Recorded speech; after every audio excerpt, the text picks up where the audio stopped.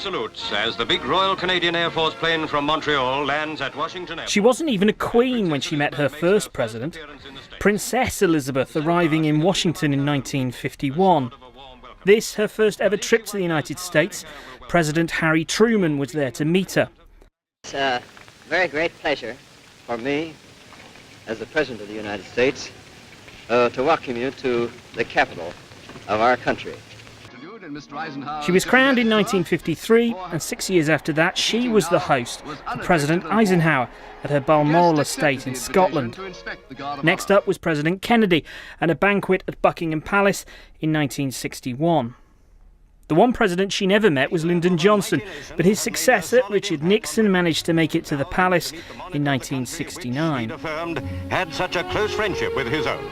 In 1976, the Queen was invited to America for the celebrations of the bicentennial, where she met Gerald Ford.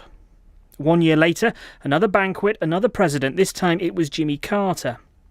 He was succeeded by Ronald Reagan, who was given an honorary knighthood, as was the man who took over from him, the first President Bush. Next, President Clinton, seen here with the Queen at Buckingham Palace on his last trip to the UK as president.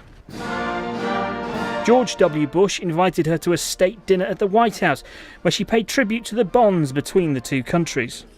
If the Atlantic unites, not divides us, ours is a partnership, always to be reckoned with, in the defence of freedom and the spread of prosperity.